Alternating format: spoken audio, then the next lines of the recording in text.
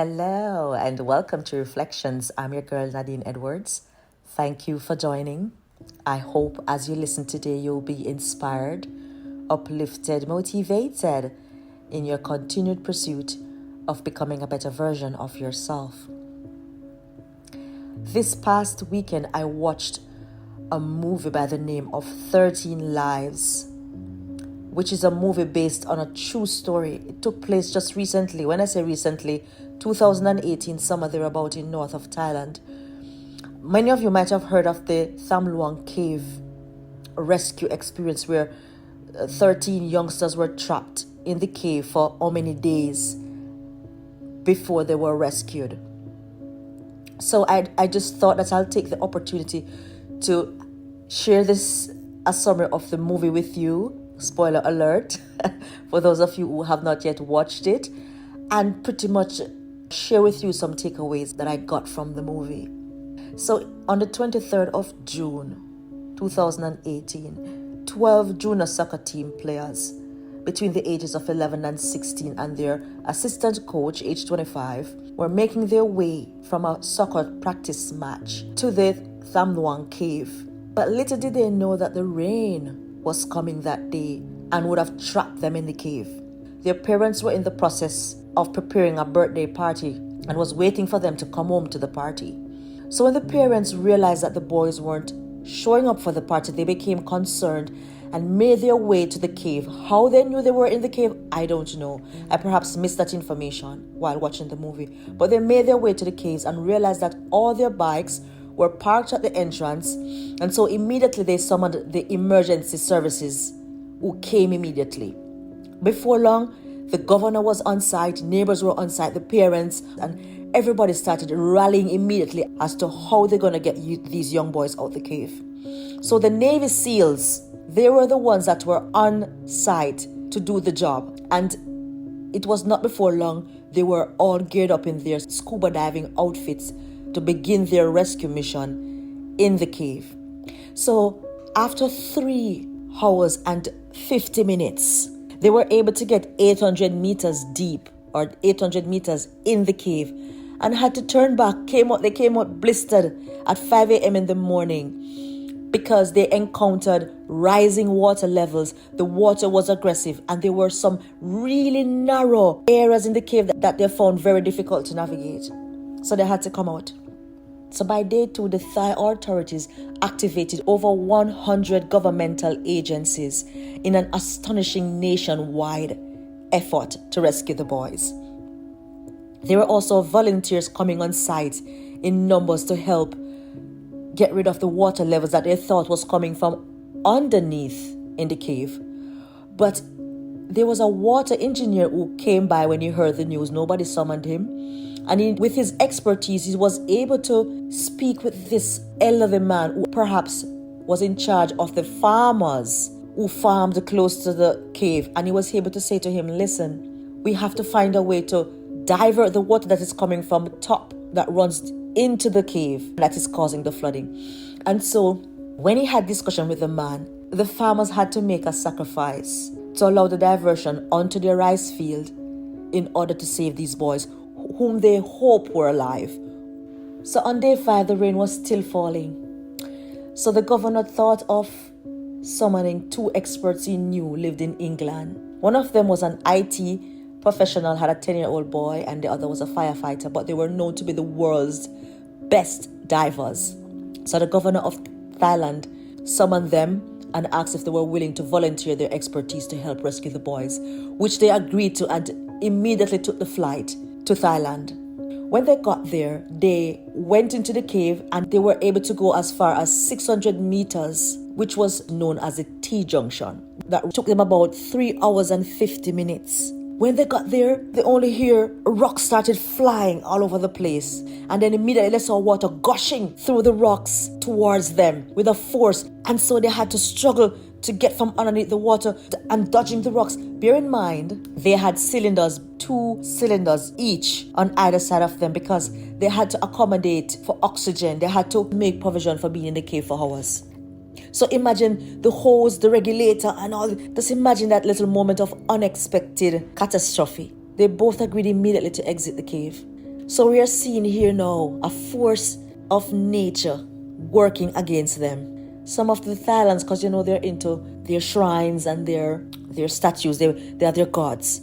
And some of them were speculating that the lady, because there's a monument of a lady lying at the front of the cave with her eyes open. From afar, it appears as if she's asleep, but when you come near, you see that her beady eyes are open. One of them made her angry. Someone made her angry, and so she's crying. That is their speculation. 2 days later, that's day 7, the governor called a meeting with the Naval SEALs, the British divers, and of course other divers who were volunteers, and some US military guys who were in a neighboring land who came over to offer their services. The governor was trying to establish when will be the next date for them to go in and who will go in at that point.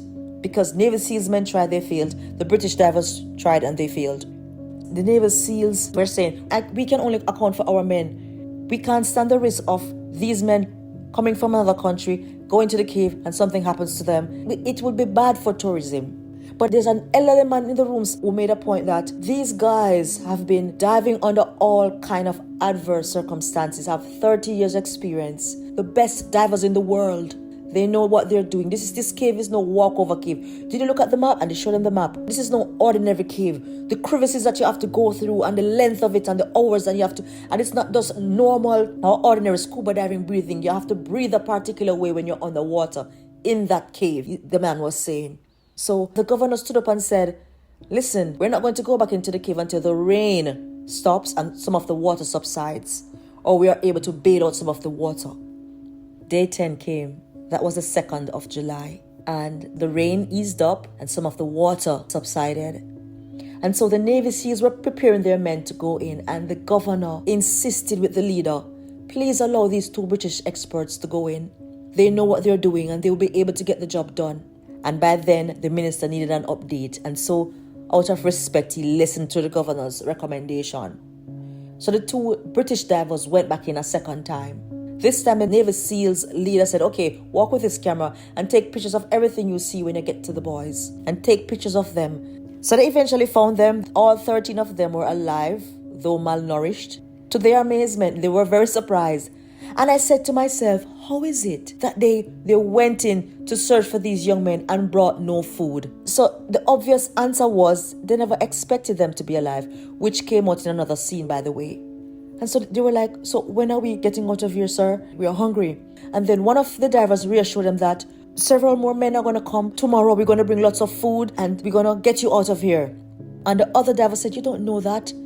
And so one of the divers asked them, by the way, how did you guys survive so long? And one of them answered and said, sir, we encouraged each other. Our coach encouraged us. We prayed, we meditated. That is what kept us, sir. He said, you prayed, that's good. News got to the town. By now, the entire world was watching, and support was coming from all over the world.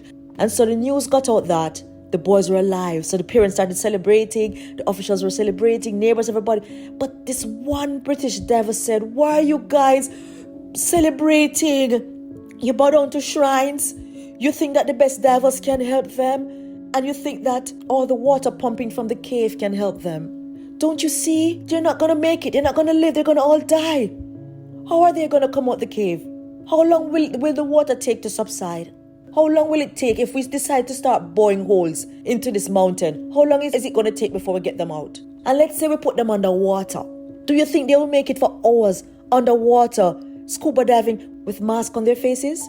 The other day when we went the first time, we had to help a youngster to get out the cave, and he almost died because he panicked underwater. I have to tell you, he hit his head and he was bleeding. He fought his way and they had to get him above water. I'm happy that there were moments in the cave where you could come up, take a breather, and then go back under to exit. When the rocks began flying, everybody who was there helping pump water exited, and he was the only one who stayed back to keep pumping the water until he see them come up. So one of them had to loan him a goggler, help him to get to the front, and then the other one go back to give the other the goggler. He panicked because he had no scuba diving experience. And can I tell you, Dennis and I, my friend, we went to Mallorca in April of this year on vacation. Dennis had his birthday and we decided to try scuba diving for the very first time. Can I tell you, it was one of the most horrific experiences of my life. I thought I was going to die that day. The guys, 2 lifeguards, it was 5 of us going on the water. This girl, she had several experiences. She recently did a course and got her certification, so it is something she was familiar with. And the other two guys who was with us, they did it at least one time before. So it was just Dennis and my experience for the first time. They gave us a brief overview and rundown of what we're to expect and how we need to breathe underwater. You never breathe through your nose, you always breathe through your mouth. When water begins to seep through your goggles, you press against your forehead, hang your head down, and then you hang your head up, and all kind of things, and different instructions. So they put this heavy cylinder on my back, stones, like heavy stones around my waist, tie. Of course, they had to put a belt to secure the cylinder and the stones. So I felt really heavy walking my way to the water. So when I got to the water, now we had to float to a section where we go under. When we went under, I had to concentrate on breathing through my mouth and at the same time deal with keeping water out my goggles. Friends, I said, man, what if water starts getting in my goggles and getting in my nose and I panic and I die so deep underwater? I had to give the guy immediate signal to abort the mission. Of course, they brought Dennis and myself up because I didn't know that Dennis was panicking too. All kind of things were flowing through our minds. And in the same time, because I couldn't see him, we gave the signal because they tell you what signal means okay, what signal means you need to go up and so forth. So we gave the signal that we need to go up. Around the same time, we were brought above water. And so here was the British guy saying, these young boys may never make it. It kind of brought a reality check to the military officials they were talking with, because of course people were on the outside still happy and gyrating about the good news that they got. Of course, the next couple of days they were back and forth bringing food to them. Can I tell you, the first day they brought food, gave them checkups. The second day when they went to bring food, 4 of them went. And to their realization, all the oxygen cylinders, they brought 6 cylinders and 5 of them were empty. So 3 of them had to stay back with the 13 youngsters and 1 swim his way back to the entrance to tell the others that they need help. By the way, when they were there, they tested the oxygen in the cave, which was 16. It was critically low because you need at least 21 to be safe. So that was another risky situation with the ability to survive in the cave that was working against them. The world was praying for the lives of these youngsters. So when the one guy came out to report that the others were left behind because of lack of oxygen, this brought even more concern to the parents. Everybody became concerned all over again. And they began wondering when their boys are going to come home. So while everybody was there talking and expressing their concerns, the 2 British guys sat somewhere in the town having a cup of tea. And one of them had a strange look on his face and the other said, you're thinking something. What are you thinking? And he says, kind of crazy. He says, what? And he says, I have a friend who's also a diver. He's a doctor, an anesthetic doctor. Maybe I should invite him over to come and join us to see, how he could render his services. And he says, are you thinking what I'm thinking? He says, yeah. He says, are you crazy? He says, yeah, I know it's crazy, but it may be brilliant. Do you think he'll come as a volunteer? And he says, he might. He's like that. I think he will come. And they called him and they came over, but they never made known to him the real reason they were calling him over to help. Then they leveled with him and said, we need your expertise. He says, I'm an anesthetic, you know that. They say, we know, we need. He says, you're crazy? It's insane. It's unethical. It's illegal. They will die. Besides, this has never been done before. You're talking about knocking them out and moving with them underwater for hours. If we give them too much, they may never wake, considering the fact that their body temperatures will drop underwater. And if we give them too little and they wake up and realize they're underwater, they're going to panic. He says, no, I'm not doing that. Day 15 came. And of course, the Navy SEALs were back and forth with food. And so this day, 2 of them decided to go in. 1 decided to bring some diving gears because they're thinking of ways and means now to get them out. The plan wasn't finalized, but they started bringing gears, perhaps to keep them warm. I don't know. So 2 of them decided to go in. The one with some diving gears was in the back and the other was in the front. And of course, while they were going through the very narrow section, once you exit, you give the indication, I'm okay. So the one in front got the indication from the one behind, I'm okay, and he went ahead. But there was a cord, the cord that is used to navigate the route to the boys. It had a little loose gap or belly, you call it belly. It hung in the crease of his cylinder that he had on his back. And so he got a little stuck. But because his hand couldn't reach behind his shoulder to relieve himself, he detached the belt to get the cylinder off his back, took the regulator from his mouth, hung it between something, and by the time he loosed the rope, the regulator started losing air because I guess in his effort to remove it, it began losing a lot of air. So by the time he got it back in, he never had enough to either go to the other guy or go back. So he died underwater. So I said to myself, oh my goodness, here comes death now. So when this dead body was pulled from the cave, fear hung over many people. And so the anesthetic doctor now began to rethink this crazy decision that he and his 2 other British friends discussed. And so they brought it to the attention of the government or the government officials. They called a meeting and they made known the only possible way at this point that they needed to explore. He says, here's what we're going to have to do. We're going to give them the anesthetic and treat them as packages. That was the operative word, friends, packages. So the governor says, you mean we're bringing out casualties?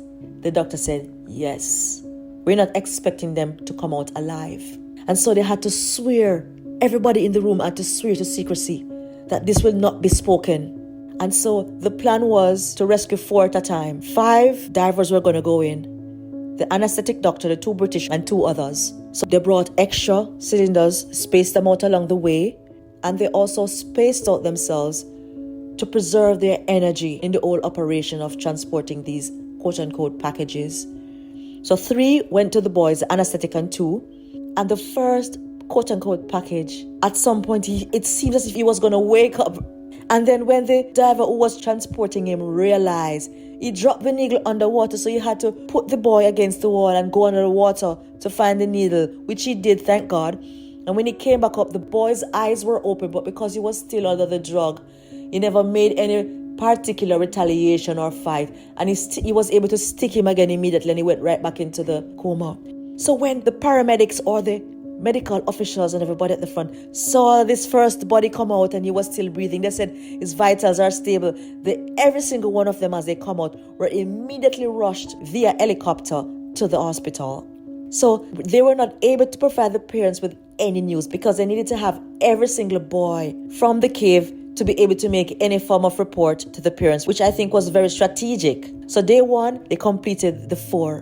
Bear in mind, this operation then was supposed to take 4 days, but they had to cut it to 3 because there was going to be the end of the monsoon season, which would bring more rains. But on day 3, rain came. So on day 3, 5 youngsters would have been rescued this day. This would have been day 19. I tell you, it was highly risky.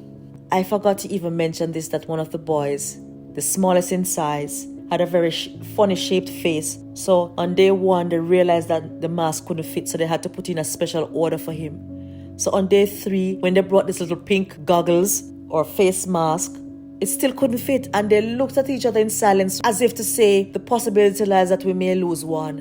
And I said, oh my goodness. This little boy's mother was the one who was so vocal through it all, demanding answers from the authorities, worrying about her boy because the boy didn't even come from that country. He was an illegal immigrant, or he came over on some border or something. They mention it in the movie. So his mother was more vocal and worried. And one of the men looked at the mask and he turned it and he looked at it and he says, what can I do to this man? And he put it on and squeezed it as much as he could, and they just transported the package. And can I tell you, all 13 youngsters came out alive. And not one of the rescue guys who undertook that mission was injured. I saw a miracle printed all over this movie. I do not know how much you believe in God and how strong your faith is, but I saw miracle all over this movie. The number of days they went without food, the oxygen level that was in the cave, the area that they were in never became overwhelmed with water. By the way, they were elevated on a rock, and there's something symbolic about the rock. And so, coming from this story, I just have a few spiritual lessons that I gleaned from watching this movie. This is a recent happening, 2018. Powerful. By the way, they produced the movie as close as they possibly could to the real events, because when I looked at real clippings, it looked almost exact to how they were being transported out the cave. So, lesson number 1, there are times when we're in trouble and we pray for help. And when we pray for help, we feel like we need to help God.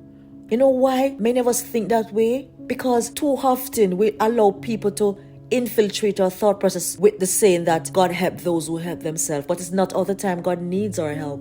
That's why Psalm 46 verse 10 says, "Be still and know that I am God. I will be exalted among the heathen. I will be exalted in the earth." There are times when God needs us to be still. Just rest in Him. Just wait upon Him and let Him fight the battles.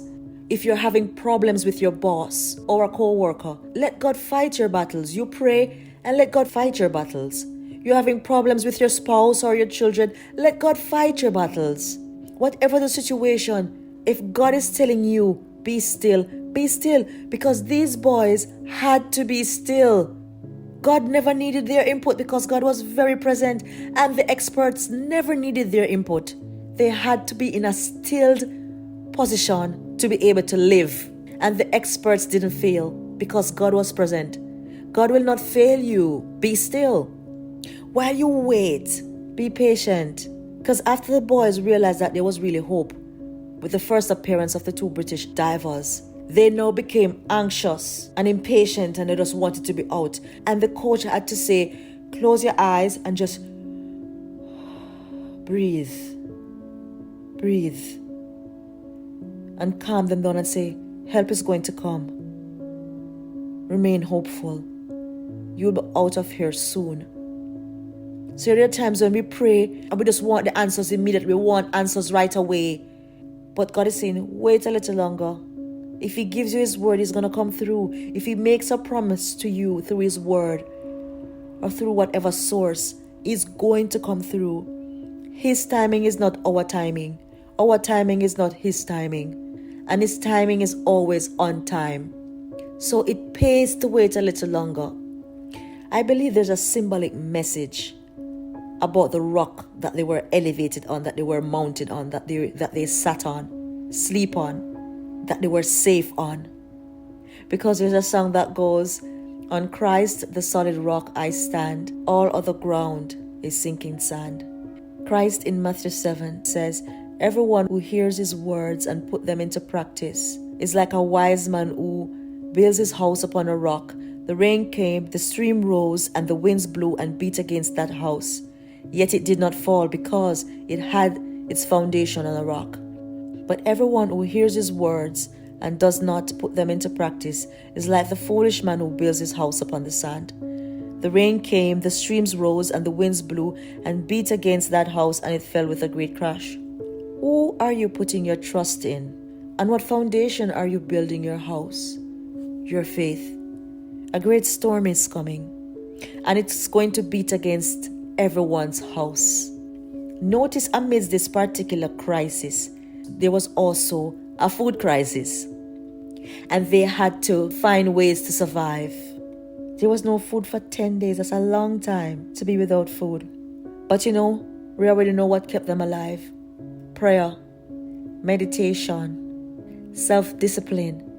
Thank God they played sports, because any form of sport you play, even if you're in the gym and you have a personal trainer, any coach you have, especially as it relates to sports, it comes with some amount of discipline and perseverance and a development of the mind when you play sports. I used to play sports for some years when I worked at the bank. And so you develop this tenacity, this endurance, this perseverance. Even when you're tired, the coach pushes you to keep going, to tap into every energy you have left in your reserves. You're being pushed. And so over time, you become stronger. I had a personal trainer when I was living in California for about 3 months because I needed to bring my body to a certain level. And I was pushed beyond my limit, my comfort zone rather. And I developed this willpower, which helped me after 3 months to continue along that trajectory that He helped me build. So there's some appreciation that comes with playing sports. So in times of hardship, it's very important that we know how to command the body with the mind and not the body to the brain. It helps to go on intermediate fasting at times. So currently I do the 16-8 intermediate fasting, where I don't eat before 12 and then make sure I have my last meal by 8 p.m. You can have planned fasting from time to time to discipline the body to do without food. Not overeating is another method. So there are different ways we can discipline our bodies. This is just advice. You don't have to take my advice, but I tell you, a crisis is coming that is going to tighten our belt, if you will. An economic crisis is going to come upon the world. Never since there was a nation, the Bible says, in Daniel chapter 12. A time of trouble, the Bible calls it.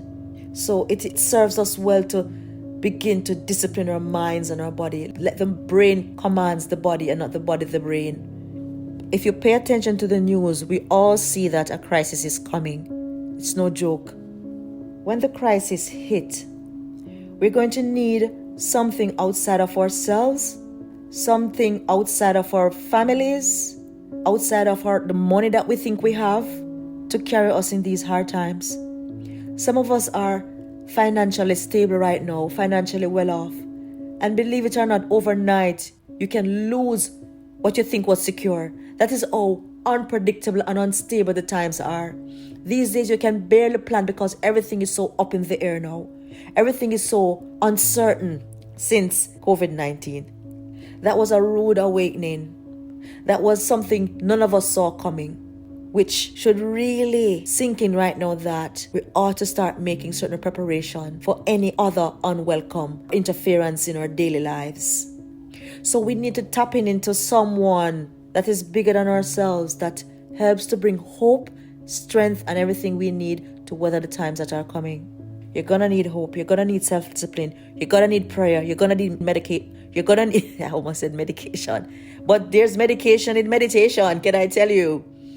We're all going to need prayer and meditation. My next point is that we strive better in community. Because the boys were able to encourage each other. It preserved their hope, faith, whatever you want to call it. Community is what preserves faith. Community is what helps to keep hope alive. And also the community that was on the outside, hoping and praying for these boys. And when we talk about community, we talk about over 10,000 people from 17 countries around the world, which included more than 100 divers, scores of rescue workers, representatives from 100 governmental agencies, like I mentioned before, 900 police officers, 2,000 soldiers. So with prayer and community effort, God had to intervene. We thrive better in communities. No man is an island, no man stands alone. I'm currently reading this devotional called, Can You Help Me? On day 2, the writer alluded to the fact that he can be stubborn at times because we have this tendency, especially for those of us who are very independent, that we think we can get everything done on our own. But he was saying there's something powerful about the word help because it summons the miracle. It summons the impossibility that lies in God's hands. Acknowledge that you need that advice. Acknowledge that you need that direction because you're lost. Acknowledge that you need that financial help if that's your problem. Whatever your problem, acknowledge that you need help and seek the help that you need. David said in Psalm 21, I will lift up my eyes unto the hills from whence cometh my help. My help comes from the Lord, the maker of the heaven and the earth. He didn't even say my help comes from God. He says my help comes from the Lord. There's something more personal about Lord. When God is Lord of your lives, it means that He's in charge and you involve Him in your day-to-day activities. Verse 3 says, He will not let your foot be moved. He who keeps you will not slumber. So do not be afraid to ask for help. Even at work, if you know that you're overworked and you have too much on your plate, do what you must do because stroke is not a nice thing. And if you get stroke and you're not able to work there, push it to the side and get somebody else. So listen to your body.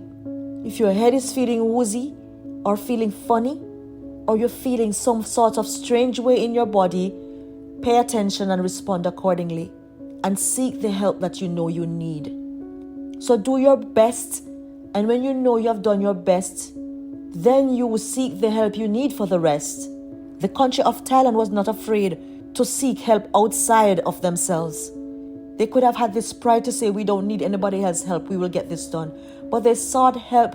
I have a certain amount of respect for these 2 British guys because they volunteered their services. And out of all the divers that came to help, among those 100 or over 100 divers, They were the most instrumental in the operation, and they volunteered their service. We need to extend help when we can. So from the camaraderie of everyone on the rescue mission, the support was just unrelenting and sacrificial. And because of that, the miracles came through. The rice farmers were compensated by the government, thank God. And the parents were able to resume this birthday party that they were planning. And life continued.